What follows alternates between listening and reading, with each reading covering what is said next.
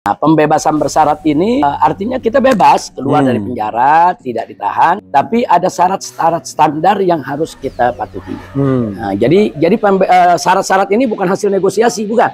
Tapi memang peraturan hukum. Siapapun manusianya, apapun agamanya, kalau dia melakukan kebaikan-kebaikan, apalagi sifatnya untuk umum, untuk bangsa dan negara, harus kita apresiasi, harus kita hargai. Bahkan sampai-sampai karena saya lihat begitu banyak kontribusi kebaikan yang diberikan oleh Pak Lius ini, mendiang Lius ya. Itu kita banyak berharap semoga beliau dapat taufik dan hidayah. Tapi persoalannya ada orang yang mengatakan walaupun dia itu katakanlah ya nggak benar ya, tapi selama dia Habib ya kita wajib menghormatinya. Gimana? Iya betul, kita wajib menghormatinya zatnya sebagai keturunan Rasulullah SAW. Tapi perbuatannya kan enggak. Nah, kita mesti pisah dong. Nah, perbuatannya tetap mesti kita tentang, kemunkaran tetap mesti kita larang, kita cegah. Bahkan maaf, Anda kalau ngelihat ada orang yang diberi gelar Habib kemudian berbuat maksiat, bagi saya ini mesti ditegurnya lebih keras. Dibandingkan yang lain. Iya, jadi jelas ya gitu. Jadi bukan kita merendahkan ke Habib kesayidannya. Nah, kita jadi akui, tapi kita bilang kita akui dia sayyid. Bisa berbuat begitu. Iya, tapi jangan bikin malu. Maksud disebut Habib. Habib itu kan artinya kekasih. Habib itu dulu di Hadramut kalau orang udah soleh, bertakwa, beriman kepada Allah, seorang sayyidnya. Dia bagus, beriman, ulama, baru dipanggil Habib. Nah, ini jangan sampai kerjaannya setiap hari menghina ulama, mencaci maki syariat, menghina syariat. Tahu-tahu dipanggil Habib. Waduh, musibah.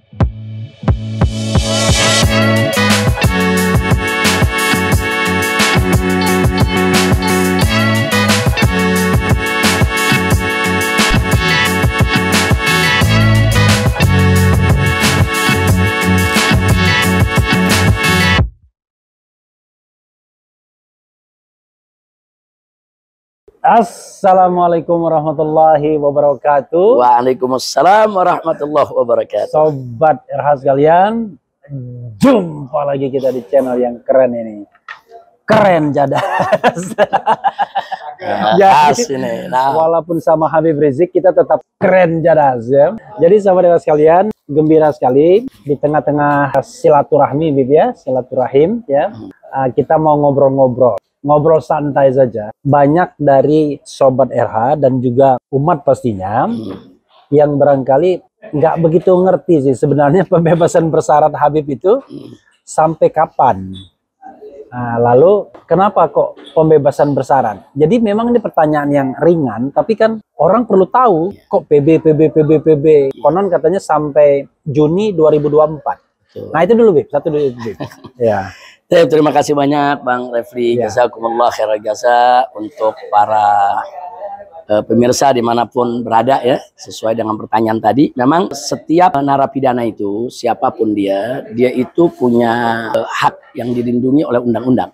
Seperti hak remisi, hak asimilasi, termasuk juga hak pembebasan bersyarat.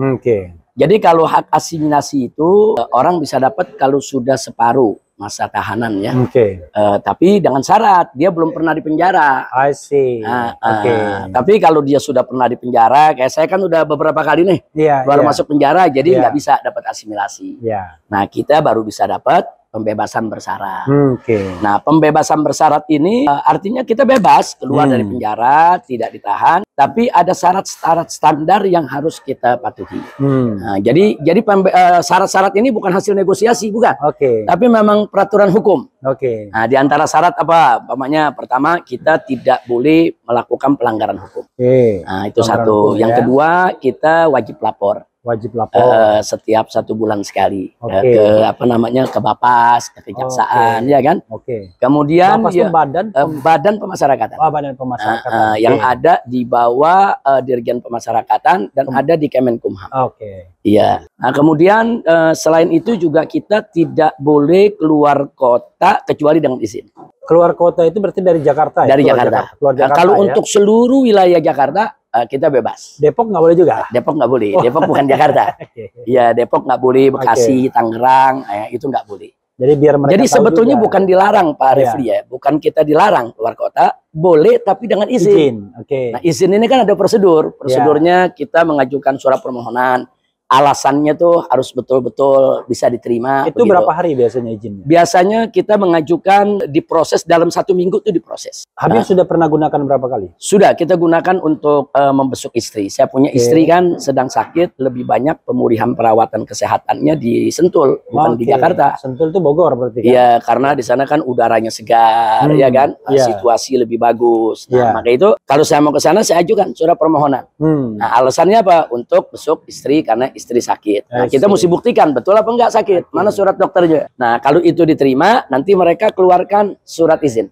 Udah berapa kali itu, Bib? Kalau untuk besuk istri tahun yang lalu itu kita dapat sebulan sekali. Sebulan sekali. Tapi sesuai ini ya, sesuai permohonan. Kalau kita nggak ngajukan permohonan, ya nggak dapat juga. Nggak mungkin juga. Kalau 2-3 bulan saya nggak ngajuin permohonan, ya nggak dapat. Ya, jadi artinya itu namanya pembebasan bersyarat. Cuma beberapa waktu yang lalu kan saya pernah katakan istilah tahanan kota. Nah, sebetulnya dalam konteks hukum kita nggak ada istilah tahanan kota. Secara de jure nggak ada. Tapi secara de facto, ya kan, pada tingkat praktek, ya kalau orang nggak boleh keluar kota kan namanya tahanan kota, Pak Refli. Jadi begitu. Nah, itu diantara mungkin bahasa halusnya ditahan di kota. Jadi itu yang kita nggak boleh. Nah, kemudian dalam pembebasan bersyarat itu Pak Refli, kenapa sampai bulan Juni 2024? Oke. Karena memang ada undang-undang yang mengatur bahwa pembebasan bersyarat itu dihitung tambahan 1 tahun percobaan setelah masa tahanan kita berakhir. Masa tahanan berakhir. Masa tahanan sesuai vonis. Oh, Juni 2023. Juni 2023. Jadi karena ditambah 1 tahun jadi Juni 2024. Jadi kalau seandainya Habib dianggap melanggar hukum, itu Habib bisa ditahan kembali 1 tahun. Iya, kita harus menggenapkan tahanan yang 1 tahun yang kita ada di luar. Jadi walaupun misalnya nih, biar juga pemirsa tahu kan, tiba-tiba, wah ini mau Juni 2024. Ini bulan sebelum Juni Mei. Tiba-tiba Habib dianggap melanggar. Itu tetap 1 tahun lagi. Tetap 1 tahun. Oh, jadi begitu ya, sobat era sekalian. Tetap 1 tahun. Biar ini pemirsa nggak baperan. Tapi memang dalam bebas bersyarat itu juga ada prosesnya. Biasanya prosesnya mereka memberi peringatan. Nggak ujuk-ujuk main dibatalin. Biasanya mereka minta klarifikasi dulu. Jadi mereka minta klarifikasi kenapa begini, kenapa begitu. Nah, kita memberikan jawaban. Kalau jawaban-jawaban kita argumentatif, sesuai hukum, prosedur, biasanya hanya sampai peringatan aja. Habib pernah diperingatkan? Pernah, kita dapat peringatan, pernah. Berapa kali? Kita sudah beberapa kali dapat peringatan, tapi kan kita klarifikasi. Jadi contoh ya, seperti waktu reuni 212, ya kan? 212 itu kan dipertanyakan kenapa hadir. Kan memang nggak ada larangan saya hadir. Apalagi di 212 itu kan kita ada sholat tahajud, sholat subuh. Dan nggak ngomong politik. Nggak bicara politik, kita hanya bicara persatuan umat, begitu. Nah, akhirnya mereka tidak beri peringatan. Tidak ngomong tapi politik mereka dalam arti sempit. Iya, tapi mereka memberikan himbauan. Himbauan dalam konteks kesehatan. Ya, karena ini kan waktu itu artinya kita baru pulih lah dari COVID ya, dengan kerumunan semacam itu. Saya dihimbau untuk lebih bisa menjaga kesehatan. Ya, kita welcome aja, kita anggap itu himbauan. Jadi intinya untuk pencabutan pembebasan bersyarat itu ada sidangnya juga, sidang TPP di Bapas. Jadi mereka klarifikasi dulu, tanya dulu kita. Nah, kalau memang melanggarnya sudah kelewatan, emang nyata-nyata pelanggaran hukum begitu, sudah ambil lagi. Itu diputuskan dalam sidang. Kalau sidang memutuskan cabut, ya cabut pembebasan bersyarat. Begitu cabut, kita dijemput, dimasukkan ke lapas. Jadi sobat era sekalian itu ya, nanti beliau ini baru bebas benar itu Juni 2024. Betul. Ya, jadi kalau sekarang ini masih dalam pembebasan bersyarat. Oke, itu soal pembebasan bersyarat. Iya. Bid. Ketika interview ini dilakukan, ada sahabat yang sangat menghormati dan mengidolakan Habib. Bahkan di Refli Harun Channel itu, interview beliau yang menyinggung soal Habib, itu masih views yang terbanyak. Ada hampir 5 juta. Itu beliau adalah Liusung Karisma. Apa pesan Habib untuk barangkali menghibur keluarga atau juga sobat RH sekalian yang tahu bahwa Liusung Karisma itu orang yang baik. Kalau kita bicara kritis kepada pemerintahan kekuasaan itu kan demokrasi. Betul. Refli Harun juga suka ngeritik juga. Apa Habib pesan Habib? Iya, jadi Pak Liusung Karisma ini selama ini kita punya hubungan baik dengan beliau. Beliau suka kemari juga, kita diskusi, dialog, pandangan-pandangannya tentang penegakan hukum, tentang penegakan keadilan luar biasa. Kita selama ini menaruh hormat. Dan kita lihat juga kontribusinya ya dalam perjuangan membela hak-hak rakyat itu cukup besar. Jadi tidak bisa tidak. Ya untuk hal ini kita harus tetap mengapresiasi. Karena kan siapapun manusianya, apapun agamanya, kalau dia melakukan kebaikan-kebaikan, apalagi sifatnya untuk umum, untuk bangsa dan negara, harus kita apresiasi, harus kita hargai. Bahkan sampai-sampai karena saya lihat begitu banyak kontribusi kebaikan yang diberikan oleh Pak Lius ini, mendiang Lius ya. Itu kita banyak berharap semoga beliau dapat taufik dan hidayah gitu. Karena kan kita begitu ngelihat ada orang baik nih, saya sebagai ustadz ya. Kita kalau ngelihat ada orang di luar Islam ya, ada yang baik, itu selalu kita kan ya mudah-mudahan orang semacam ini dapat taufik, dapat hidayah. Paman Rasul ya, Ali itu selalu yang kita harapkan semacam itu. Tapi untuk keluarga Pak Lius yang ditinggalkan Pak Lius sekarang, ya kita mau sampaikan tadi Paman Rasul Abu Thalib. Ada alinya kemana nanti masalah Abu Thalib. Iya, Paman Rasul kan di sana ada Abu Lahab, ya kan, yang memusuhi dan lain sebagainya. Tapi juga jangan lupa ada paman-paman Nabi seperti Abu Thalib yang semenjak awal dakwah Nabi selalu membela. Nah, jadi sekali lagi ya kita ikut kehilangan yang selama ini ikut menyuarakan keadilan. Habib, ada pesan buat keluarga mungkin mendiang Liusung Karisma? Ya, saya pikir keluarga mendiang Liusung Karisma ini perlu melanjutkan, melanjutkan artinya karakter Pak Lius yang semangat membela yang benar, semangat untuk melawan kezaliman. Mudah-mudahan ini bisa tertular ya kepada keluarganya, anaknya, istrinya. Juga jangan sampai juga berduka terlalu berlebihan. Ya, kita semua ikut kehilangan. Tapi ada nilai-nilai perjuangan yang dulu memang ditunjukkan oleh Pak Lius, ya perlu dijaga baik oleh kawan-kawannya, khususnya oleh para keluarganya. Oke.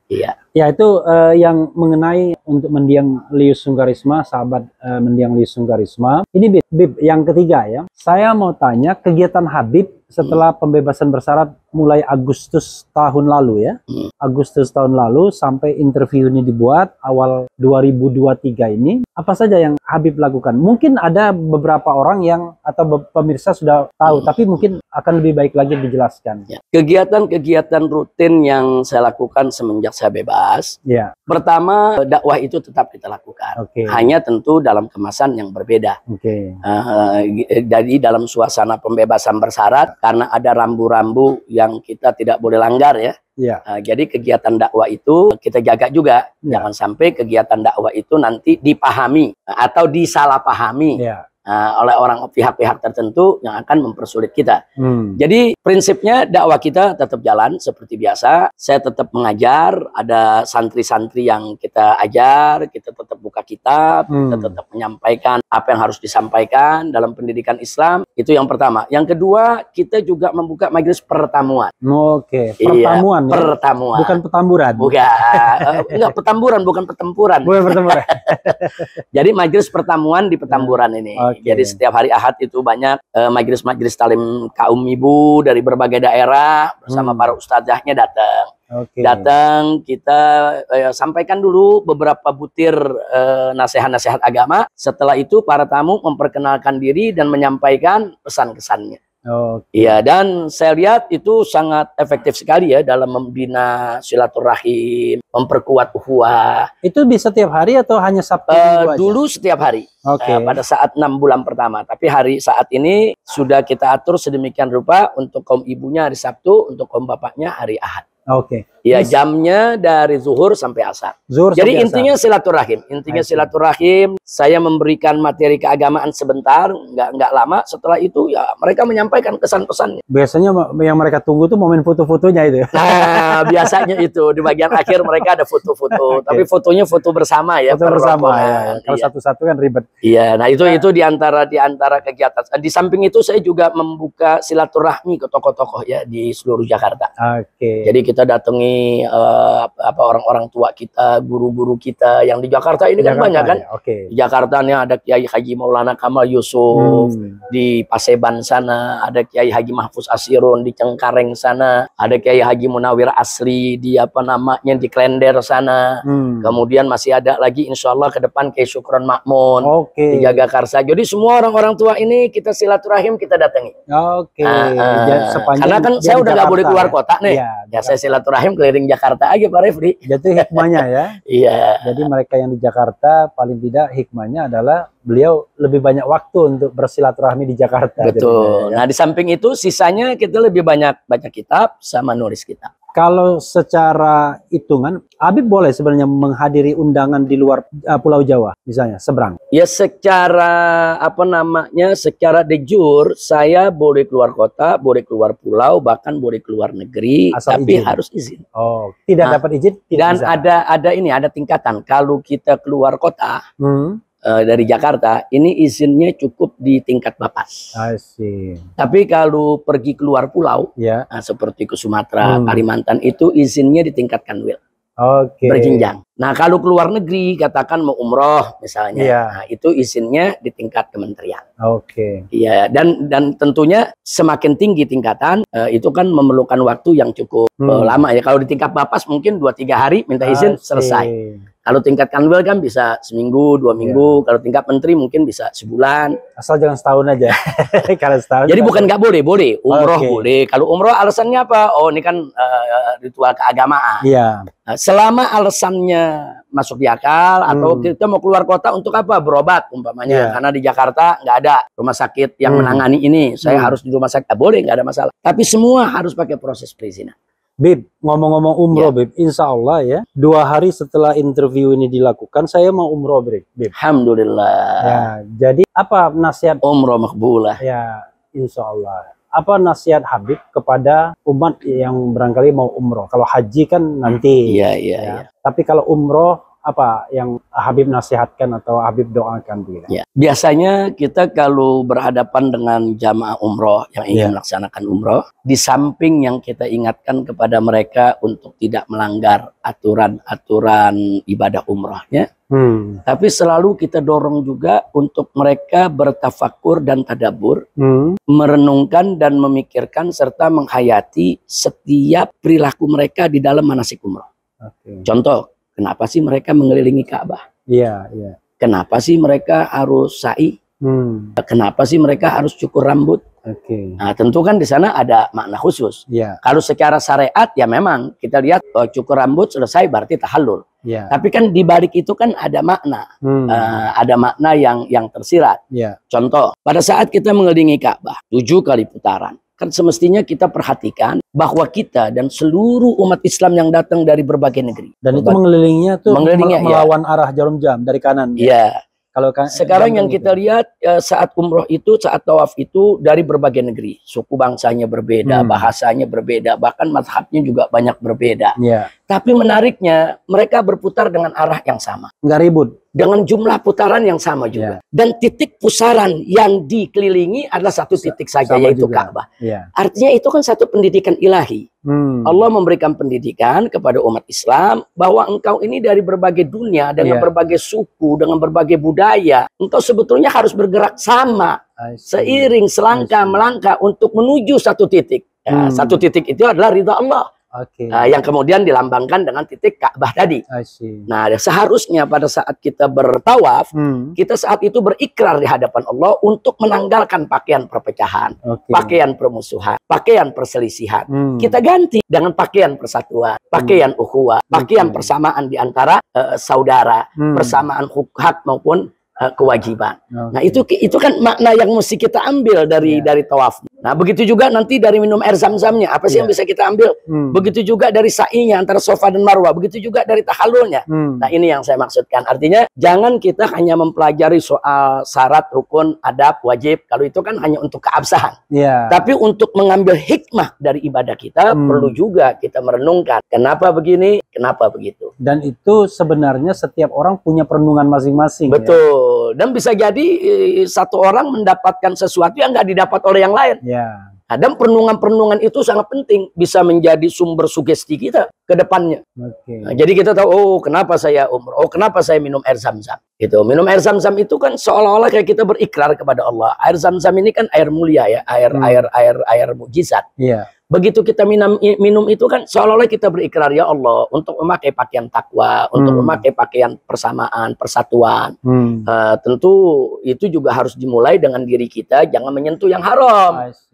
Nah, jadi begitu kita minum air zam-zam, mestinya kita berikrar, ya saat air zam-zam ini masuk melalui mulutku, melalui daripada tenggorokan kerongkonganku sampai bersemayam di dalam perutku, ya Allah, mulai hari ini jangan ada lagi makanan dan minuman yang haram yang masuk bersemayam di dalam tubuhku.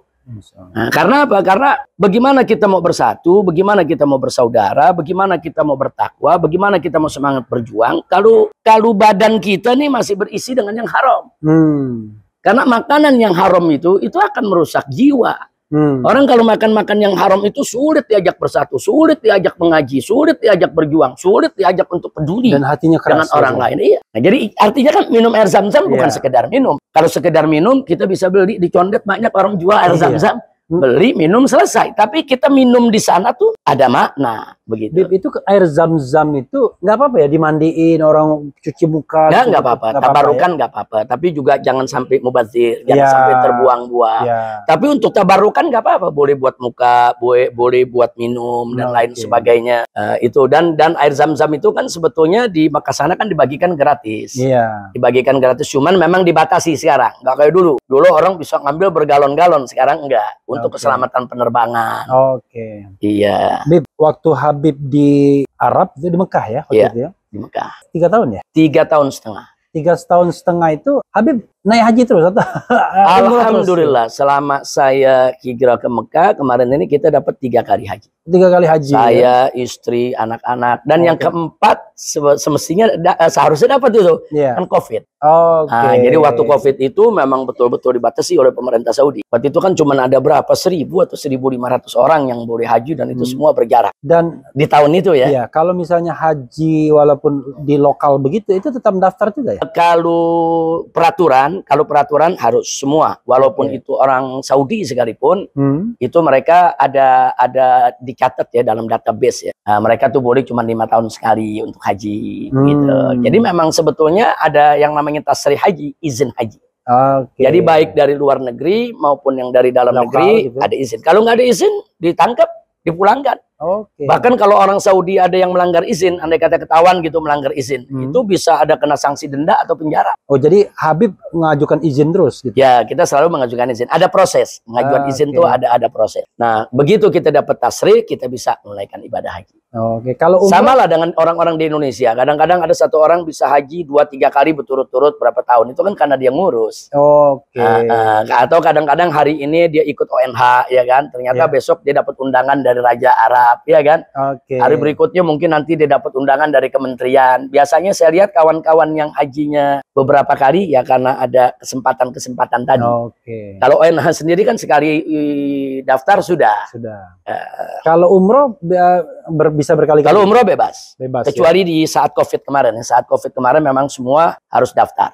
Nah, kalau kayak kita nih ada apa ya? Ada semacam, kalau dulu kita ada apa sih itu? Ada aplikasi peduli lindungi. Nah, di sana juga ada aplikasi khusus untuk umroh waktu musim COVID. Waktu di sana pernah kena COVID, Habib? Enggak, kita enggak. Kita sekeluarga alhamdulillah sehat walafiat. Hanya kita pernah mengajukan izin umroh pada saat COVID. Tapi enggak trauma kan bilang sehat ya? Repot juga nih bilang baik-baik saja diancam 10 tahun. Tuntutannya 6 tahun, vonisnya 4 tahun. Mudah-mudahan nggak terulang. Untung ada diskon ya. Ada diskon di MA sana. Bib, ini ada lagi Bib ya. Ya. Saya justru ingin menggali hal-hal yang barangkali belum pernah digali kan. Habib kan S3 ya sekarang ya. Alhamdulillah. Jadi Habib itu S1-nya dari mana? S1 kita dari King Saud University. Oke, King Saudi di ya. King Saud Saud ya. King Saud. Ibnu Saud ya. Bukan Ibnu Saud. Ibnu Saud lain lagi. Beda ya. Ada Universitas Muhammad Ibn Saud, ya. ada Universitas Raja Saud. Oh, Raja Saud. Nah, ini yang rajanya King Saud University. Dulu namanya Riyadh University. Oh, di Riyadh. Oh, di Riyadhnya ya. Iya, di kota Riyadh. Dulu S1 ya? Pertama dibangun namanya Riyadh University. Oke. Kemudian dirubah menjadi King Saud University. Oke, pasti bahasa Jawanya canggih ya. King Saud University ini dia kalau di Indonesia kayak UI begitu ya. Oke. Artinya dia universitas umum, bukan universitas agama. Oke. Di dalamnya ada fakultas kedokteran, fakultas teknik, fakultas pertanian pun ada walaupun di gurun. Oke. Nah, dan juga ada nanam batu. Iya, ada fakultas tarbiyah. Oke. Nah, di dalam fakultas tarbiyah itu ada jurusan namanya Islamic Studies. Di situ tarbiyah itu pendidikan ya? Pendidikan. Jadi Habib ngambil fakultas tarbiyah Islamic Studies.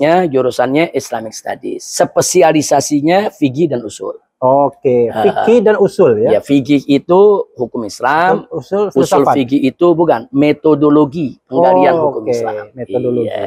S2-nya di mana, Bib? S2-nya di Malaya, University Malaya. Oke, Malaya University. Iya. Katanya ngambil soal Pancasila, tesisnya. Tesis saya itu judulnya adalah pengaruh Pancasila dalam penerapan syariat Islam di Indonesia. Oke. Jadi tetap kita tidak lepas ya dari penelitian soal syariat Islam di Indonesia. Itu bahasa Arab atau bahasa Melayu? Itu bahasa Melayu, bahasa Malaysia. Oke, Malaysia. Ya, bahasa Malaysia, bahasa Melayu kita buat. Jadi kita ingin membuktikan lewat tesis tersebut bahwa sebetulnya hukum Islam yang manapun itu sangat mungkin untuk dilembagakan, untuk diformalisasikan dalam hukum nasional melalui jalur-jalur konstitusional.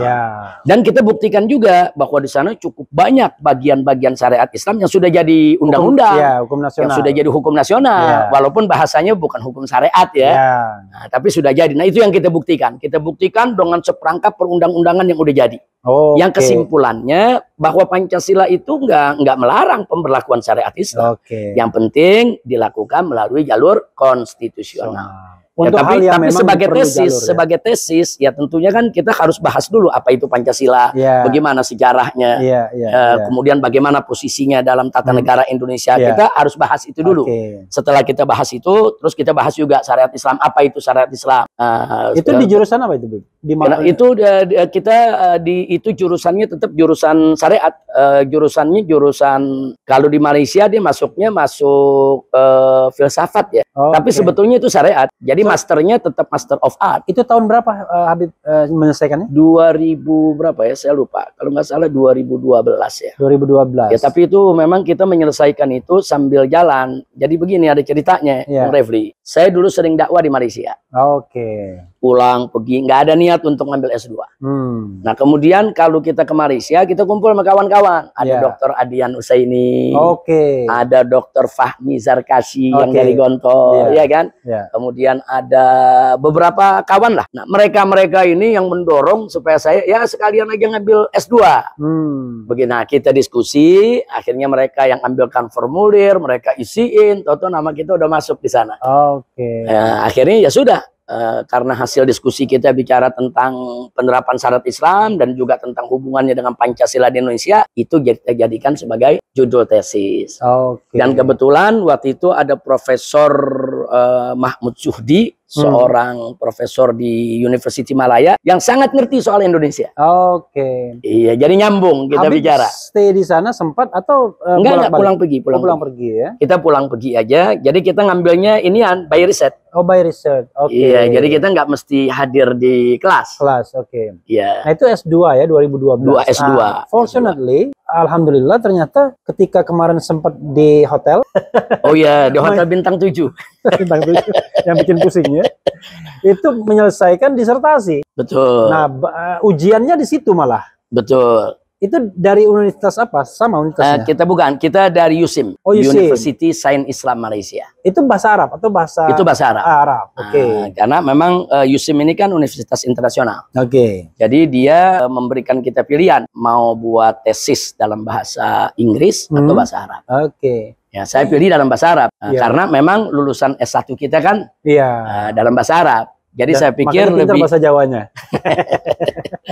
Jadi itu yang Universitas kita ambil. Universitas Sains Islam Malaysia. Saya ngambil di filosofinya. Itu dari kota apa? Kuala Lumpur? Nggak jauh dari Kuala Lumpur. Nggak jauh dari Kuala Lumpur. Dia kota baru, nggak jauh dari Kuala Lumpur. Dan tarafnya memang taraf internasional. Dan rankingnya juga cukup bagus. Kemarin disertasinya soal apa? Disertasi saya itu, kalau judul bahasa Arabnya, Manahijut Tamyiz Baina Usuluddin wa Furu'uddin fi Syariah wal Aqidah wal Akhlaq Inda Ahli Sunnati wal Jamaah. Artinya sesama biskota dilarang saling mendalu.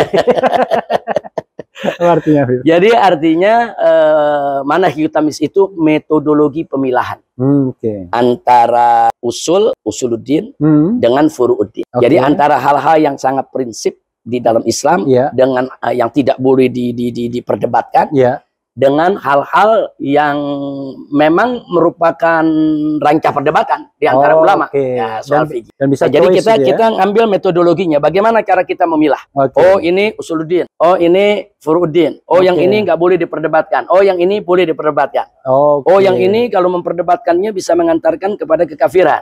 Oh kalau yang ini diperdebatkan wajar aja selama ada dalil-dalil yang bisa dipertanggungjawabkan. Nah itu kita pilih bagaimana metodologi itu dalam bidang akidah dan bagaimana metodologi tersebut diberlakukan dalam bidang syariat serta bagaimana pula juga penggunaan metodologi tersebut dalam bidang akhlak. Tapi dengan batasan menurut Ahlus Sunnah wal Jamaah. Jadi supaya disertasi kita nggak meluas kemana-mana ya. Jadi kalau Ahlus Sunnah wal Jamaah itu bisa dibilang apa itu? Mainstream pemikiran atau satu mazhab atau jadi Ahlus Sunnah wal Jamaah kalau dalam dalam konteks akidah itu selama 1200 tahun lebih disepakati ulama itu akidah Asy'ariyah dan Maturidiyah. Itu udah mainstream.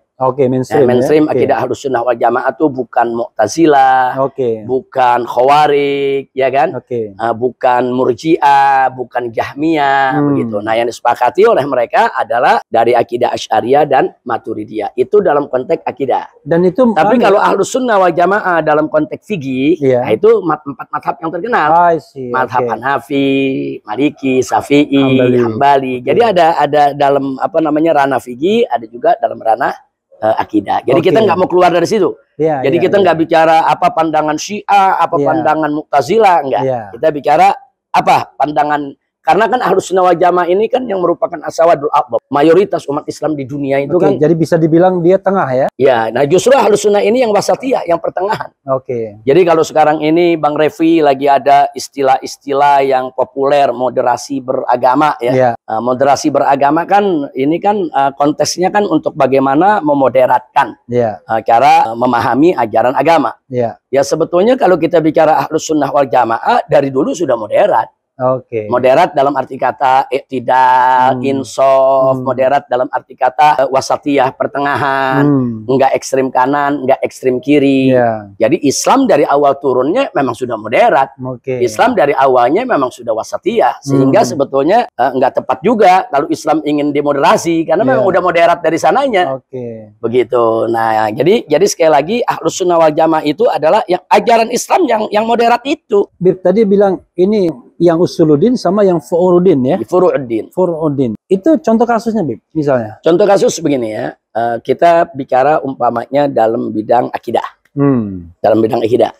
Umpamanya kita bicara tentang Isra Mi'raj Nabi alaihi salatu wassalam. Ahlus Sunnah wal Jamaah semua sepakat bahwa Isra Mi'raj Nabi itu bukan khurafat, bukan khayalan. Bukan cerita fiktif, bukan dongeng. Tapi suatu peristiwa yang betul-betul terjadi. Sudah sepakat. Itu sepakat, nggak ada perbedaan. Itu namanya usuluddin. Kalau nggak percaya itu kufur. Bisa kufur kalau nggak percaya. Tapi di dalam peristiwa Isra Mi'raj ada hal-hal yang diperdebatkan oleh ulama. Contoh, Ahlus Sunnah, contoh begini. Ini Nabi waktu Isra Mi'raj, ruhnya saja atau ruh dan jasad? Ini kan konteks perdebatan. Ya. Ahlus sunnah wal jamaah hampir semua sepakat ruh dan jasad. Oke, dua-duanya ya. Ya, tapi di luar ahlus sunnah seperti Mu'tazilah Ya. itu berkeyakinan ruh saja. Ruh saja. Nah, ini kan berarti di sini ada perbedaan. Ya. Dan ini bukan usuluddin. Ya. Ini furu'uddin. Tapi memang sama-sama dalam urusan akidah. Kan sama-sama urusan akidah. Ya. Sehingga perbedaan kita tentang Nabi itu Isra Mi'raj dengan ruh saja atau ruh dan jasad itu nggak boleh saling mengkafirkan. I see. Kecuali orang nggak percaya Isra Mi'rajnya. Kalau orang nggak percaya Isra Mi'rajnya kafir. Tapi kalau orang berdebat soal ini ruh saja atau ruh dan jasad. Ya. Nah, itu perdebatan di konteks itu tuh perdebatan furu'ul akidah. Okay. Jadi ada usulul akidah, ada furu'ul akidah. Jadi ada akidah yang prinsip yang nggak boleh kita perdebatkan. Tapi ada juga yang boleh diperdebatkan. Ini lebih dalam ini dalam akidah nih. Iya. Saya kasih contoh dalam syariat. Satu lagi. Dalam syariat. Seperti sholat. Ulama sepakat sholat 5 waktu itu wajib. Bahkan dia menjadi rukun Islam. Sepakat itu. Umat Islam itu usuluddin. Iya. Nggak boleh ada yang berbeda. Kalau ada mengatakan 5 waktu itu nggak wajib, bukan Islam dia. Nggak ada perintahnya di Al-Quran. Ada yang bilang begitu. Iya, itu dia bukan Islam. Oke. Tapi dalam konteks sholat kan ada perbedaan tentang melafazkan niat boleh apa enggak. Soal baca Bismillah dibaca apa enggak dalam suratul Fatihah. Kemudian soal ada yang sedekap, ada yang lurus. Soal itu memang furu. Nah, selama ada dalil yang bisa dipertanggungjawabkan, silakan aja berbeda begitu. Tapi kalau soal wajibnya sholat bukannya furu, usul. Begitu. Jadi walaupun dalam satu jamaah ada yang begini, ada yang sedekap, itu sah-sah saja, sesuai dengan keyakinannya. Jadi jangan juga dia ngarang-ngarang. Contoh, kita pernah ditanya, Habib, yang mana tuh yang benar antara yang sedekap dengan yang lurus? Dua-duanya punya dalil. Kalau dia begini kan nggak ada dalilnya. Kalau yang begini? Kalau dia begini nih nggak ada dalilnya. Kalau yang miring begini? Kalau yang miring begini masih ada dalilnya. Masih ada dalilnya. Yang di atas pusar masih ada dalilnya. Yang agak naik ke dada masih ada dalilnya. Yang lurus ada dalilnya. Selama dia ada dalil yang bisa dipertanggungjawabkan, selemah apapun dalilnya, kita mesti hormati. I see. Nah, seperti juga kalau tahiyat, ada yang mazhab Syafi'i kan nunjuk, diangkat, tunjuk depan, nggak digerakkan. Tapi kan ada yang digerak. Yang goyang-goyang gitu. Iya, ada yang digerak-gerakan begini. Ya? Ada. Masing-masing punya dalil, nggak usah diributin. Kecuali kalau begini nih, begini nggak ada dalil ya. Jadi maksud saya boleh berbeda, tapi jangan ngarang-ngarang. Nah, kalau begini kan ngarang dia. Ya, kalau tangan ditaruh begini lagi sholat itu kan ngarang. Kalau di hukum itu Anda boleh itu asal Anda punya dasarnya. Iya. Jadi selama dia punya dasar yang bisa dipertanggungjawabkan, walaupun bagi orang mungkin lemah ya, bagi dia kuat dari segi satu persepsi begitu, silakan aja berbeda. Dan jangan berpecah karena soal yang ini. Nah, saya punya disertasi soal itu. Misalnya contoh tadi ya, soal akidah ya, kok bisa muncul sebuah perbedaan antara ruhnya saja atau ruh dan jasad? Itu kenapa? Misalnya dari apa? Saya begini, jadi begini Pak, kalau Mu'tazilah selain memang ada dalil hadis yang mereka pegang, mereka juga berpegangkan kepada logika. I see. Iya, mereka mencoba untuk memakai logika mereka karena ini kan perjalanan Nabi ini kan kalau kita pakai bahasa modern, ini kan menembus alam ini, menembus waktu ini. Nah, jadi mereka melihat pakai secara logika, mereka lihat badan fisik jasad nih nggak kuat untuk melakukan itu. Yang kuat melakukan itu adalah ruh. Iya, karena hitung-hitungannya di zaman sekarang aja kalau orang pakai motor gede dengan kecepatan tinggi itu kalau terlalu cepat juga kan bisa rontok. Nah, jadi itu kan pertimbangan logika. Tapi ada pertimbangan hadis di mana Sayyidatuna Aisyah radhiyallahu taala anha pernah diriwayatkan oleh perawi hadis bahwa beliau pernah mengatakan saat Nabi Isra Mi'raj, ma faqadtu jasada Rasulillah sallallahu alaihi wasallam hina usriya. Kata Siti Aisyah radhiyallahu taala anha, tatkala Nabi itu Isra Mi'raj, aku nggak kehilangan jasad Nabi. Jasad Nabi ada di sampingku. Begitu. Nah, ini menjadi dalil mereka, berarti Nabi jasadnya masih tetap ada di dunia tuh. Tapi hadis ini ditolak oleh kebanyakan ulama. Bukan faktor Siti Aisyahnya, tapi kan faktor perawi di bawahnya. Nah, yang kedua ditolak juga dari segi begini, ada kejanggalan. Kejanggalannya di mana? Nabi itu kan Isra Mi'raj masih sebelum hijrah ke Madinah. Sebelum hijrah ke Madinah, kan Siti Aisyah belum jadi istri Nabi. tinggal serumah dengan Nabi kan ketika di Madinah, bukan ketika di Mekah. Di Mekah, ya. Nah, jadi artinya kalau berdasarkan data sejarah, waktu Nabi Isra Mi'raj belum sekamar dengan Siti Aisyah, belum serumah. Dari mana bisa jasadnya ada di ranjang beliau? Nah, ini namanya ada sesuatu yang janggal. Nah, sehingga dalil itu ditolak. Nah, adapun ulama Ahlus Sunnah wal Jamaah menyatakan ruh dan jasad ya karena cerita Nabi. Nabi yang menyampaikan. Nabi menyampaikan, Nabi nggak pernah mengatakan ruh saya saja yang ini. Itu satu. Ada lagi dalil lain. Kalau andai kata perjalanan Isra Mi'raj itu dengan ruh saja, apa bedanya dengan mimpi? Begitu. Nah, yang kedua, kalau memang Nabi cerita soal ruh saja, itu orang-orang kafir Quraisy nggak bakal protes. Kalau Nabi cerita semalam saya ngimpi ruh saya jalan ke sana kemari, orang kafir nggak bakal protes. Sesuatu yang biasa kalau mimpi. Tapi kenapa orang-orang kafir protes keras? Ya Muhammad, engkau majnun, engkau gila, engkau bohong, engkau begini. Karena Nabi menceritakannya di alam nyata. Sehingga orang-orang kafir nggak terima. Nggak mungkin alam nyata itu terjadi. Nah, itu kan Ahlus Sunnah juga ada logika juga. Jadi kesimpulannya dalil argumentasi yang diajukan oleh Ahlus Sunnah jauh lebih kuat daripada Mu'tazilah. Tapi sungguh pun begitu, walaupun Ahlus Sunnah berpegang kuat kepada pendapat ruh dan jasad, tapi Ahlus Sunnah nggak ngafirin Mu'tazilah. Hanya karena pendapat bilang ruh saja. Nah, ini kan wasatiyah namanya. Namanya Ahlus Sunnah tuh bersikap arif, bijak, nggak main bilang, oh Anda punya pendapat yang menyebabkan kekafiran, enggak. Nah, jadi metodologi yang kita uraikan, kita paparkan dalam disertasi itu dengan tujuan supaya bisa jadi pegangan buat umat untuk membedakan mana yang pantas untuk dikafirkan, mana yang nggak boleh dikafirkan. Nah, supaya jangan gebrah jangan ngafir ini seenak-enaknya, beda dikit kafir, beda dikit sesat, beda dikit musyrik, nggak boleh.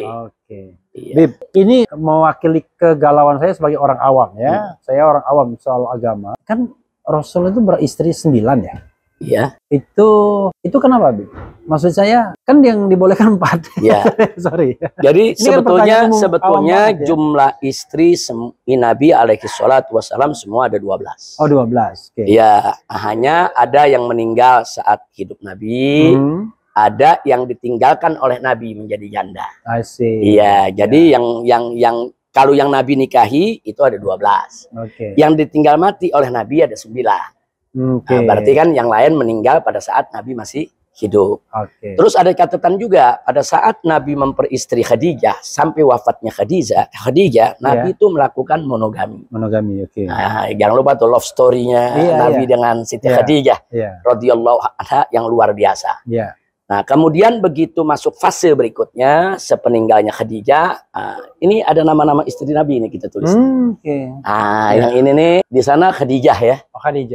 Nah, ini yang kedua nih, begitu Khadijah meninggal, Nabi kawin dengan Siti Saudah. Sayyidah Saudah. Habis Saudah baru Aisyah. Ya kan? Habis Aisyah baru Hafsah. Siti Aisyah putri Sayyidina Abu Bakar, Hafsah putri Sayyidina Umar. Kemudian berikutnya ada Zainab binti Khuzaimah.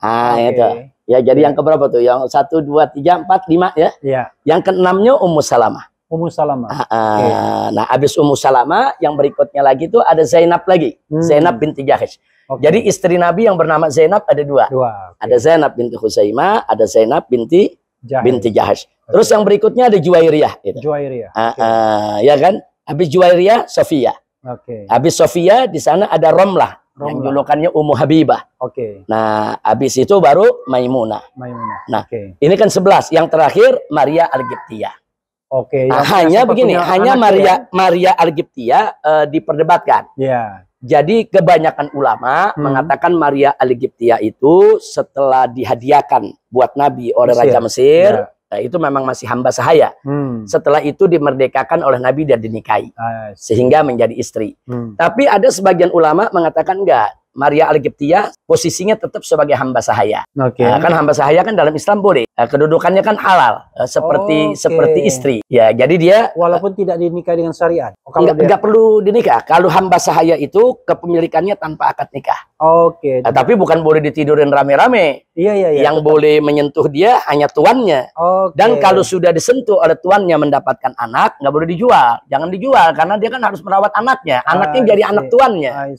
Iya, jadi sebetulnya status mereka sama dengan istri. Dulu ya. Iya, ini kita sekarang udah enggak. Dulu kan memang ada aturan. Ada aturan seperti itu. Jadi bedanya kalau istri halal lewat akad nikah.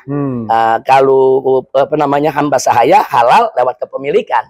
Dirinya dimiliki oleh tuannya. Tapi ada aturan-aturan yang nggak boleh disembarangi. Nah, jadi bagi mereka yang melihat Maria Al-Qibtiyah ini hamba sahaya, berarti istri Nabi cuma 11. Ya kan? Tapi bagi mereka yang melihat Maria Al-Qibtiyah ini adalah sebagai istri Nabi, maka istri Nabi ada 12. Nah, pertanyaannya kenapa harus 12? Kita mesti lihat bahwa menikahnya Nabi setelah Siti Khadijah itu lebih banyak didasari untuk kepentingan dakwah. Contoh, menikahnya Nabi dengan Siti Aisyah. Karena memang ayah Siti Aisyah kan Nabi luar biasa jasanya Sayyidina Abu Bakar Siddiq. Perjuangannya, pengorbanannya. Jadi dengan menikahi Siti Aisyah, hubungan antara Nabi dengan Abu Bakar Siddiq kan semakin erat. Sehingga Sayyidina Abu Bakar Siddiq tetap akan lebih bisa menjadi benteng daripada perjuangan Nabi kita Muhammad SAW. Udah gitu, begitu juga Siti Hafsah. Siti Hafsah kan anak Sayyidina Umar. Sayyidina Umar juga salah satu pembesar Islam yang luar biasa. Jadi konteksnya konteks untuk mempererat hubungan ya. Supaya dakwah ini lebih solid, lebih bagus, lebih kuat. Itu pun perlu dicatat. Yang dinikahi oleh Nabi dalam keadaan masih gadis hanya Aisyah. Yang lain kebanyakan sudah berumur dan janda. Seperti kayak Ummu Salamah, seperti Siti Saudah. Siti Saudah umurnya hampir sama dengan Nabi. Ummu Salamah begitu juga. Nah, jadi artinya kenapa mereka ini dinikahi? Ada yang dinikahi karena memang suaminya mati syahid dalam perjuangan, istrinya juga semangat berjuang. Kemudian Nabi beristri. Jadi kalau kita lihat semua perkawinannya dalam konteks dakwah. Itu satu yang kita mesti catat ya. Yang kedua, walaupun istri Nabi itu berbilang dengan sekian jumlahnya, tapi sejarah membuktikan bahwa Nabi memperlakukan mereka dengan adil. Nah, jadi kalau dengan Sayyidah Khadijah Nabi menjalankan monogami, nah, sementara setelah itu Nabi menjalankan poligami. Nabi mendidik umatnya poligami begini loh, jangan cuman fokus kepada urusan syahwat aja, tapi poligami itu lebih diarahkan kepada penegakan keadilan, supaya perempuan-perempuan tadi diperlakukan dengan adil, bagaimana berbagi dengan mereka, dan bagaimana perkawinan itu manfaat untuk dakwah. Kan itu yang dicontohkan oleh Nabi. Nah, cuman memang sayang di zaman sekarang banyak orang ngambil poligaminya, nggak ngambil adilnya. Nah, ini kan yang jadi persoalan. Nanti akhirnya syariat Islam yang tertuduh ngambil poligaminya, tapi lebih cenderung kepada urusan syahwatnya, bukan urusan dakwahnya. Nah, itu yang kita salahkan. Poligami disyariatkan oleh Islam. Tapi kita minta mereka yang berpoligami, tolonglah bagaimana berpoligami itu, satu, mengedepankan dakwahnya, dan dua, tunjukkan bagaimana cara bersikap adilnya di antara istri-istri tadi. Jumlahnya kenapa 12?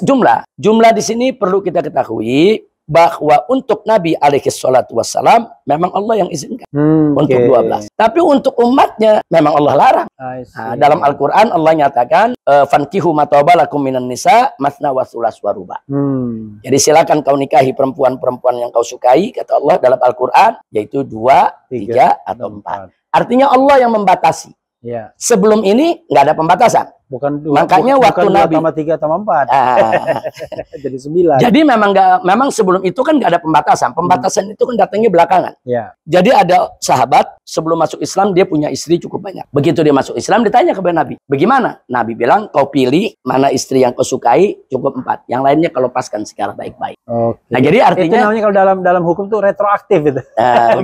Jadi artinya begini ya, kalau Nabi kan ada hal-hal yang memang khusus buat Nabi, nggak boleh buat yang lain. Nah, jadi nggak semuanya kan disamakan, ada juga yang khusus buat Nabi. Dan beratnya hukum juga ada yang khusus buat Nabi. Contoh, bagi kita sholat tahajud kan sunnah. Nabi nggak boleh ninggalin tahajud. Bagi kita sholat tahajud sunnah, ninggalin tahajud kita kan nggak apa-apa. Tapi bagi seorang Nabi ninggalin tahajud ditegur sama Allah. Nah, jadi tahajud itu bagi Nabi itu seperti kewajiban gitu, di samping sholat 5 waktu. Begitu juga kurban setiap tahun. Bagi kita kan sunnah. Iya. Tapi bagi Nabi wajib. Oke. Gitu. Jadi Nabi sendiri yang mengatakan ini wajib atasku, tapi nggak wajib buat umatku.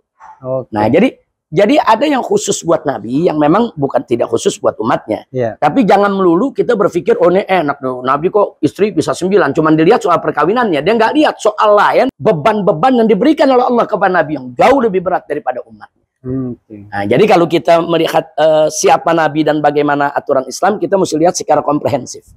Kalau kita lihat secara komprehensif, kita bisa lihat, oh ya ini memang adil. Oh ya, pantas kalau Nabi dapat kekhususan semacam ini. Bib, Iya. Habib kok monogami? Sekelas Habib.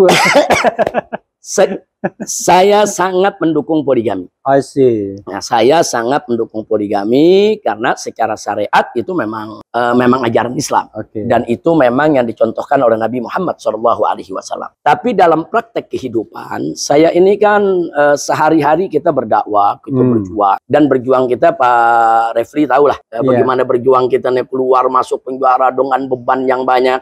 Saya pikir dengan kondisi saya seperti itu, monogami itu lebih tepat. Oke. Nah, jadi ini persoalan, bukan persoalan selera nggak selera, bukan. Ini persoalan untuk teknis maslahat dakwah. Iya. Iya, jadi jangan sampai nanti kita dakwah udah begitu berat, pikiran kita nih bercabang. Hanya mikirin istri yang 1, 2, 3, 4, begitu. Secara Habib bukan Nabi kan ibaratnya kan Iya, gitu. kan kita sangat terbatas sekali. Iya. Nah, kalau Nabi punya 12, wah Nabi kuat fisiknya, kuat mentalnya, kuat ibadahnya. Nah, saya melihat kan kita mesti lihat diri kita, Pak Refli. Saya lihat, wah kalau saya poligami, saya nggak bakal bisa adil nih. Wah kalau saya poligami, jangan-jangan nanti dakwah saya terbengkalai nih. Karena jangankan istri 4, istri 1 saja sebelum saya dibebas bersyarat nih. Iya. Sebelum banyak perkara, itu di rumah mungkin dalam sebulan cuma 2 atau 3 hari. I see. Kita ke Aceh entar 14 hari, kita ke Kalimantan 14 hari, nanti kita ke Sulawesi, kita ke sana kemari. Kadang-kadang sebulan di rumah cuma 2 hari, di rumah cuma 3 hari. Tapi Habib putri berapa, Habib? Putri 7. Luar Produksi biasa. jalan terus.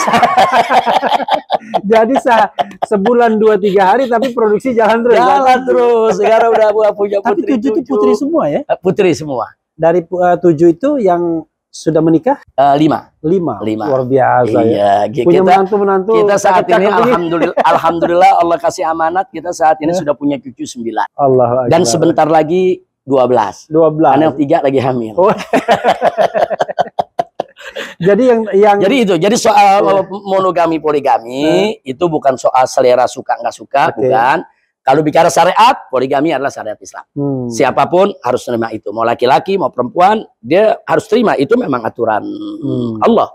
Nah, soal orang mau jalankan nggak jalankan kan memang nggak diwajibkan orang juga untuk berpoligami. Nah, tapi kalau jangan saya diharamkan, gitu jangan ya? diharamkan.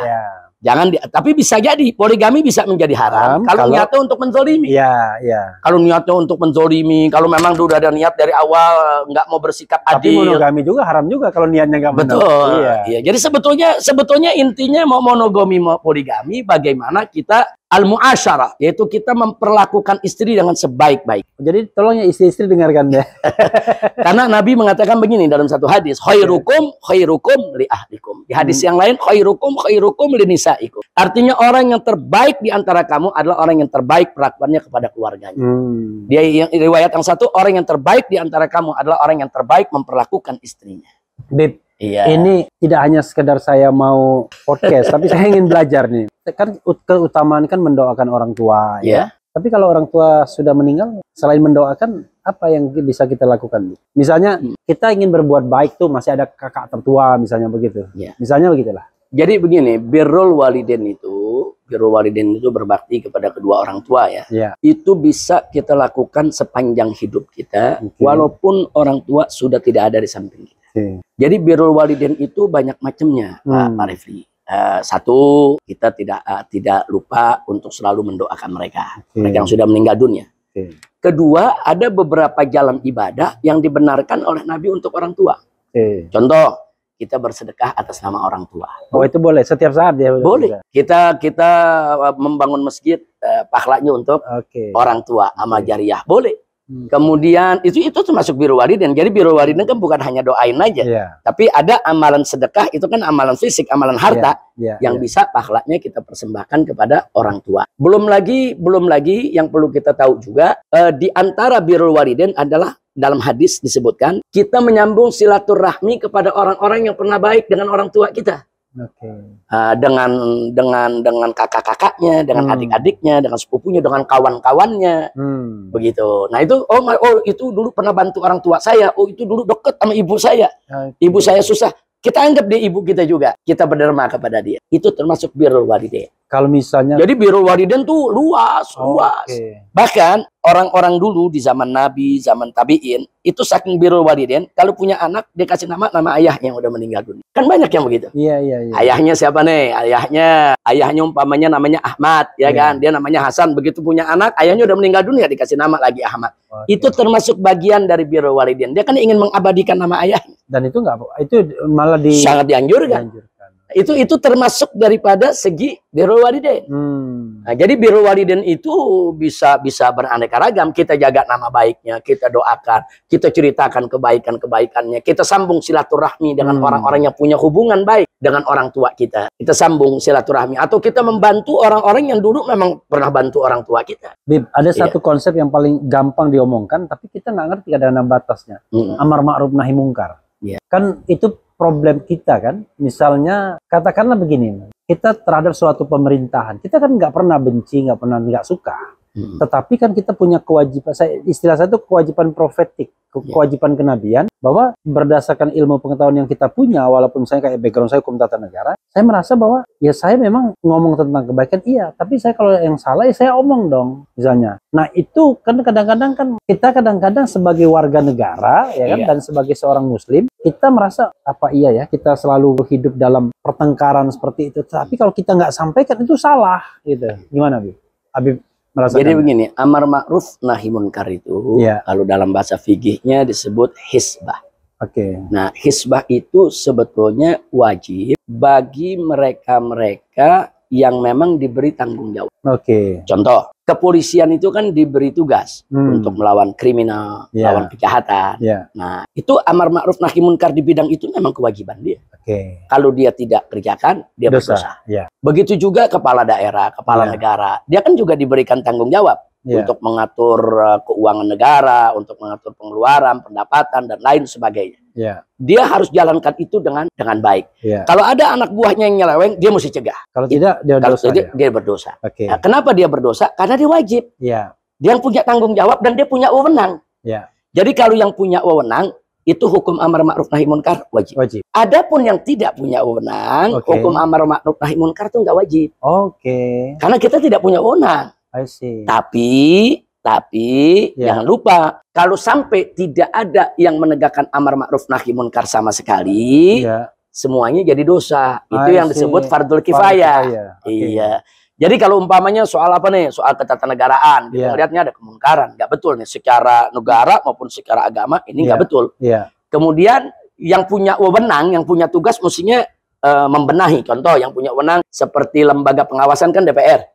Berarti kan tugas dia dong, mestinya mengawasi, tegur kalau ada kesalahan. Itu hukumnya wajib. Kalau komisi di DPR ya di bidang ini dia tidak mengomentari, dia biarkan saja, mereka dosa. Nah, tapi sekarang semacam Bang Refli nih. Bang Refli kan bukan menteri, bukan anggota DPR. Hukumnya fardhu kifayah. Kalau udah ada ahli yang lain yang menanggapi, kita nggak dosa, nggak menanggapi.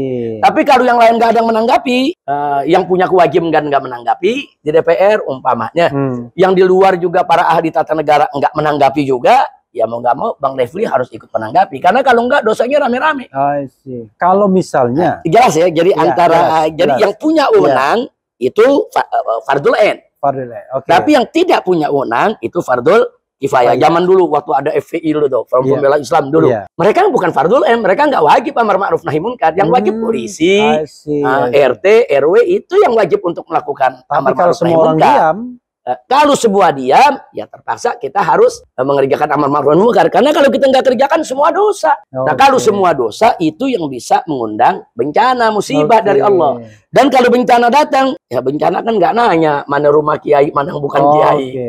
Begitu. Tapi begini, kalau misalnya ya kita orang yang berpengetahuan, memang tidak punya kewenangan atau kekuasaan. Tapi kita melihat satu fenomena, ada orang lain yang sudah menanggapi itu. Tapi kita berbeda pendapat sama dia. Dan kita merasa bahwa pendapat kita ini either bisa menguatkan atau membantah pendapat dia itu. Kalau kita diam saja gimana? Enggak, artinya begini, kalau Pak Refli sebagai seorang ahli tata negara melihat ada sesuatu yang harus diluruskan. Ya. Ada orang lain udah menjawab, mungkin argumentasinya nggak lengkap, perlu kita perlengkap. Dan Pak Refli lihat ini kalau nggak dilengkapi akan buyar, akan bias.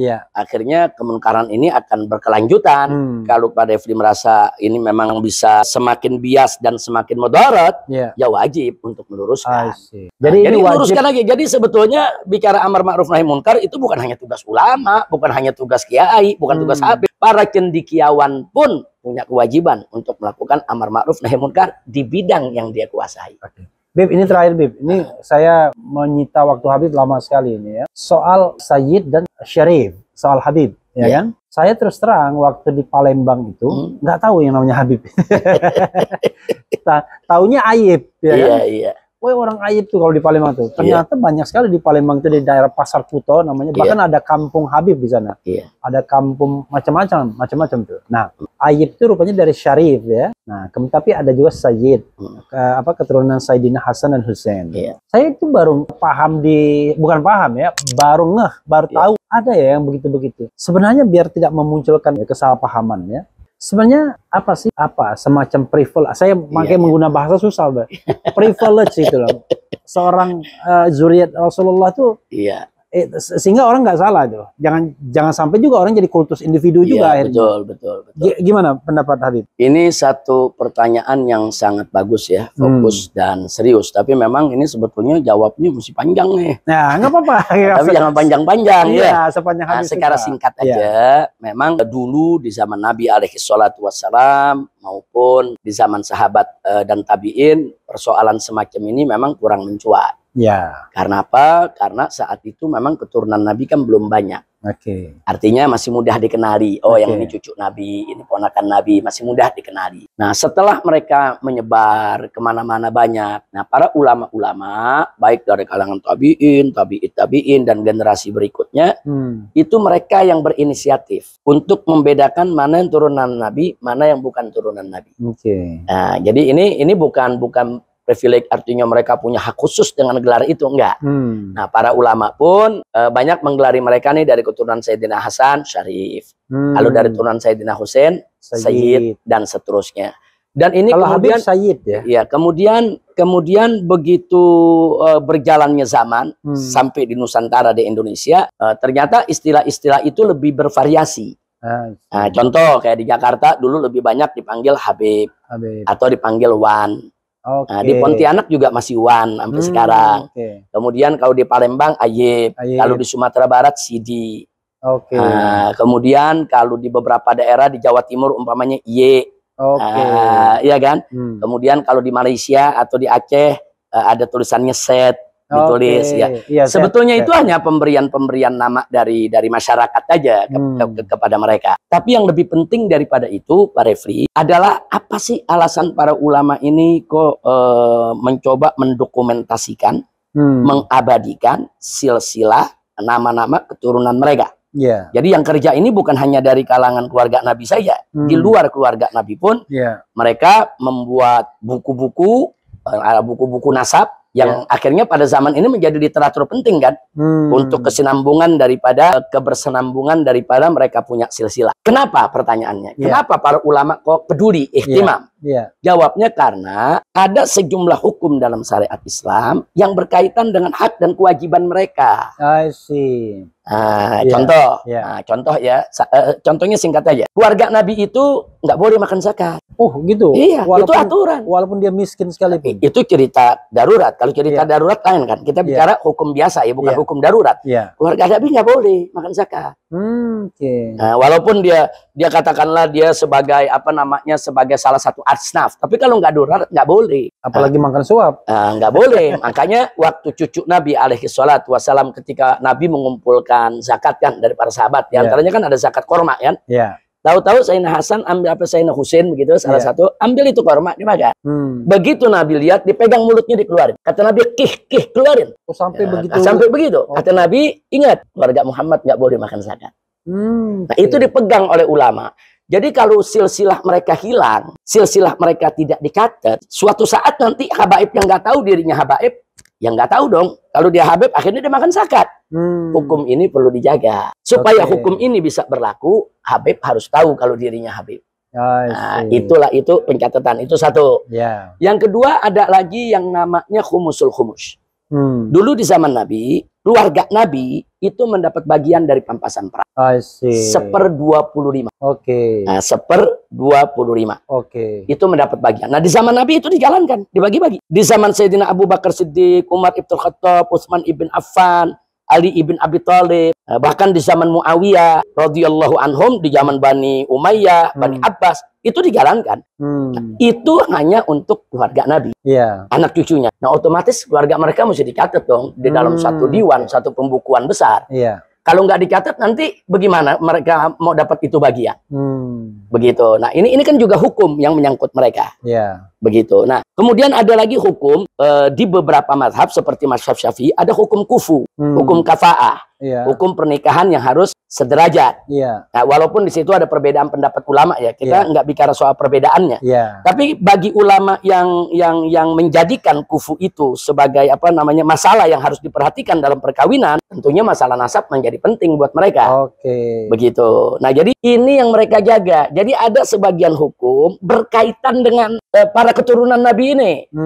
Nah, termasuk juga yang Sayyidina Abu Bakar mengatakan apa? Kata Sayyidina Abu Bakar dalam Sahih Muslim, "Urqubu Muhammadan fi ahli baiti." Jaga kehormatan nabimu dengan kau jaga kehormatan anak keturunannya. Nah, jadi artinya kan kita nggak katakan ini sebagai privilege atau suatu keistimewaan atau bagaimana. Enggak. Artinya ada satu kewajiban agama begitu. Bahwa umat ini diwajibkan untuk menjaga kehormatan mereka, mencintai mereka, menghormati mereka. Tapi kalau umat nggak tahu, yang mana keturunan Rasulullah? Inilah sebab-sebab kenapa para ulama sepanjang zaman mencatat nasab Nabi. Dan pencatatan ini sampai hari ini masih ada. Dan itu nah, untuk di Jakarta umpamanya ya, di Jakarta, Indonesia, Malaysia, dan Asia Tenggara itu adanya di Robito Alawiyah. Robito Alawiyah itu kalau ada Habib yang lahir, dia lapor ke Robito. Saya melahirkan anak, namanya ini. Itu dicatat. Cuman yang kesian, yang nggak masuk dalam catatan. Dan itu banyak pasti. Dan itu banyak. Nah, yang nggak masuk dalam catatan ini kita jadi dilema ya. Kita kan punya syarat. Kita mau akui dia, nggak ada buktinya. Kita nggak akui, bisa jadi benar, kan begitu? Nah, tapi dalam konteks keilmuan, tetap harus pakai pembuktian dong. Itu yang dilakukan oleh Robito Alawiyah. Anda ngaku Habib, mari kami periksa, datanya kita lihat. Nah, begitu diperiksa datanya, oh ada, oh benar, ini kakek Anda, ini begini. Sah, diberikan buku bahwa dia seorang Habib. Nah, sehingga tidak sembarang orang ngaku-ngaku sebagai Habib. Kalau ngaku kan siapa aja bisa. Siapa saja bisa ngaku, saya Habib, saya keturunan Rasulullah. Ternyata Habibur Rahman. Nah, tapi kan mesti ada pembuktian secara ilmiah. Nah, itu yang dilakukan oleh Robito Alawiyah. Paling tidak Robito Alawiyah itu mengeliminir atau meminimalisir daripada orang-orang yang ngaku-ngaku sebagai keturunan Nabi, padahal mereka bukan keturunan Nabi. Itu jumlahnya berapa di Indonesia aja misalnya kira-kira? Saya pikir jumlahnya nggak banyak ya, tapi itu boleh dicek di mana namanya di Robito. Robito dia punya catatannya. Robito Alawiyah punya yang ke berapa Habib? Ke 30 berapa? Saya kalau dari garis ayah ini saya yang ke 38. 38. Ada catatannya di mereka. Jadi saya juga begitu ngaku saya datang, ditanya dulu siapa ayahnya, siapa kakeknya. Ada pembuktian. Oh benar. Sampai ke 38 ya? Enggak. Pembuktian itu cukup di antara 4 sama 5. Karena di atasnya itu tercatat semua. Ketemu aja. Oh udah ketemu semuanya ke atas. Jadi kita nggak perlu membuktikan sampai ke atas. Jadi kamu benar anaknya Husain. Siapa saksinya? Nah, kan kita unjukin nih, nangga kita, ibu kita, ini saksinya. Nah, terus kamu kakeknya namanya Muhammad, siapa saksinya? Itu dibuktikan. Jadi ada mekanisme pembuktian itu tuh ada mekanisme. Itu kenapa dinisbatkan ke kan itu kan patrilineal ya? Tapi kenapa ujungnya ke? Karena ada hadis Nabi. Kalau tidak ada hadis Nabi, ya nggak bisa. Karena Nabi yang mengatakan dalam satu hadisnya, kata Nabi, kullu waladi Adam, semua anak keturunan Adam, itu dinasabkan ke ayahnya. Ya, patrilineal. Ya, kecuali waladi Fatimah. Kecuali putranya Fatimah. Maka dia bernasab kepadaku. Karena ada hadis ini. Kalau nggak ada hadis ini mana boleh kita nisbahkan kepada Nabi, nggak boleh. Karena ada hadis. Kan pegangan dalam Islam kan Al-Qur'an, Al-Hadis, Al-Ijma, Al-Qiyas. Nah, sementara untuk nasab Nabi Siti Fatimah, anak-anak Fatimah kepada Nabi ada hadisnya dan ada ijma ulama. Ulama Ahlus Sunnah sepakat semua bahwa turunan Fatimah ada turunan Nabi. Bib, ada satu soal, katanya kalau Habib itu ini kontroversial mungkin. Iya. Itu katanya kalau dia mohon maaf nggak enak namanya. Kalau dia berdosa katanya azabnya di dunia aja, pas di akhirat nggak lagi katanya. Kalau saya punya pandangan nggak begitu. Nggak begitu. Begini, di dalam surat Al-Ahzab itu ada Allah menyatakan memberi peringatan kepada para istri Nabi. Kalau kalian berdosa, double dosa. Malah lebih berat. Kalau kalian baik, double pahala. Itu istri Nabi. Nah, para ulama mengkiaskan bahwa anak keturunan Nabi sama dengan istri Nabi. Jadi kalau kita pakai ayat itu, anak keturunan Nabi double. Dia berbuat baik, double pahalanya. Dia berbuat dosa, double dosanya. Bukan malah dia bisa ini bebas. Ini yang saya selama ini pegang ini, saya ajarkan kepada anak-anak saya, murid-murid saya. Jadi jangan kemudian dia merasa, oh ini turunan Nabi ini gak bakal masuk neraka, ini turunan Nabi ini boleh begini begitu. Enggak betul. Keturunan Nabi itu justru harus memberikan contoh yang memberikan contoh yang baik, dan mestinya dia lebih menjaga. Dia menjaga untuk lebih getol menjalankan kewajiban dan lebih takut untuk berbuat maksiat. Karena sebagai keturunan Nabi itu kan amanat. Itu yang mesti kita pegang. Jadi saya pikir kalau yang megang-megang kayak tadi tuh, itu memang orang malas ibadah tuh. Itu biasanya suka banyak ahli maksiat, na'udzubillah. Tapi yang jelas, yang perlu kita garis bawahi, pandangan-pandangan semacam itu berbahaya. Berbahaya bagi habaibnya dan berbahaya bagi para pecinta habaib juga. Nah, berbahaya bagi habaib, nanti dia malas ibadah. Bahkan dia suka maksiat, karena ngentengin. Bagi pecinta habaib juga berbahaya. Nanti kalau ada habaib yang berbuat maksiat, dia diamin. Nah, itu habib, nggak apa-apa. Nah, ini saya lihat ini pandangan sangat berbahaya. Ini tidak perlu dipopulerkan. Justru yang perlu kita kedepankan, istri Nabi, ingat, itu yang nggak ada hubungan darah tuh. Istri Nabi nggak ada hubungan darah. Nah, kalau istri Nabi aja dua, apalagi yang punya hubungan darah, anaknya, cucunya.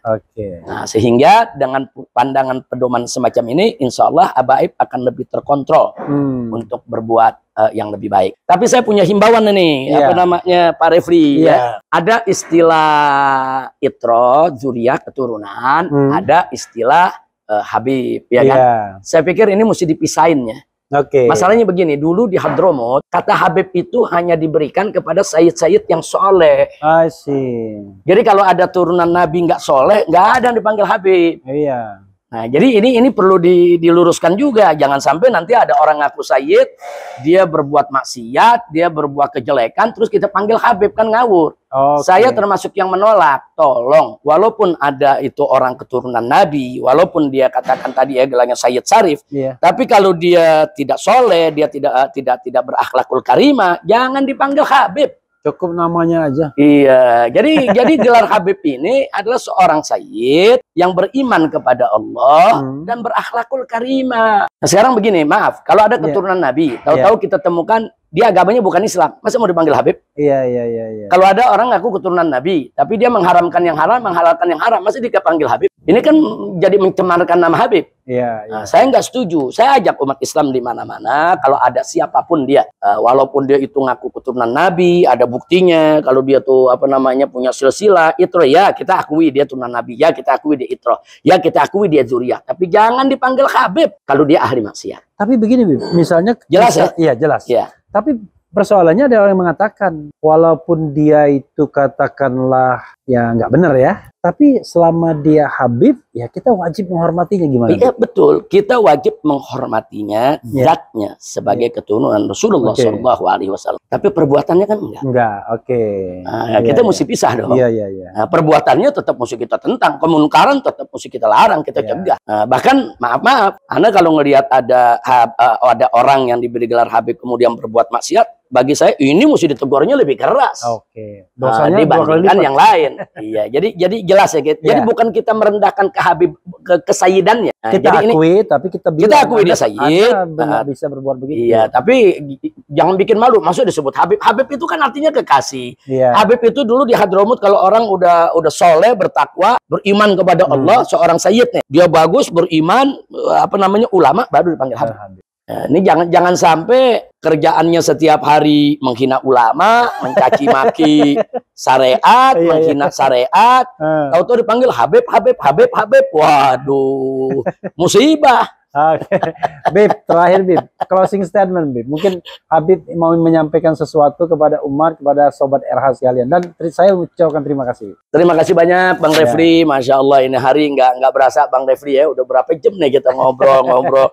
Kebetulan hari ini alhamdulillah Bang Refli silaturahim ke kita ngobrol-ngobrol, dan memang saya sudah janji dengan beliau dulu kapan-kapan mau menyapa ya para sahabat dari Bang Refli ya. Dalam kesempatan ini saya ingin mengajak semua, ayo sama-sama lah kita perbaiki hubungan kita dengan Allah Subhanahu wa Ta'ala. Insya Allah kalau hubungan kita dengan Allah kita perbaiki, nanti semua kesemrawutan yang ada di sekitar kita Allah yang perbaiki buat kita. Nah, jadi yuk sama-sama kita perbaiki hubungan kita dengan Allah. Kita tegakkan sholat 5 waktu, puasa Ramadan, zakat harta kita, jadi orang yang baik, jujur, jangan dusta, jangan bohong, jangan ingkar janji, jangan berbuat zalim. Kita beresin hubungan kita dengan Allah. Nanti urusan yang semrawut nih yang ada di luar nih, Pak Refli, insya Allah Allah beresin. Allah beresin. Kita punya utang piutang, punya kesulitan, punya kasus, punya ini, punya itu, semua akan Allah beresin. Siapa yang menyegerakan kewajibannya terhadap Allah, insya Allah Allah akan menyegerakan untuk penyelesaian segala urusan. Oke, ya saudara sekalian, itu tadi percakapan panjang dengan Habib Rizik Syihab, dan nggak menyangka kan, saya nggak nanya yang lain-lain. Ini tanpa janji nih. Iya, dan tanpa ini janji. Spontan betul deh. Karena biasanya saya kalau pakai janjian itu malah nggak jadi biasanya. Gitu. Kalau Bang Refli mudah-mudahan senantiasa sukses, berkah, berhasil, dan mudah-mudahan Allah selalu lindungi dari makar-makar orang-orang yang tidak baik. Mudah-mudahan, insya Allah. Ini apa nama podcastnya? Refli Harun. Refli Harun ya. Tapi mudah-mudahan. Sobat RH kalau. Sobat RH. Mudah-mudahan Pak Refli Harun dengan Sobat RH semua senantiasa diberikan keberkahan oleh Allah Subhanahu wa Ta'ala, gobol segala hajat, disembuhkan segala penyakitnya, bahagia dari dunia hingga akhirat. Amin ya rabbal alamin. Selamat berjuang Refli Harun. Cadas, keren. Wassalamualaikum warahmatullahi wabarakatuh. Waalaikumsalam warahmatullahi wabarakatuh.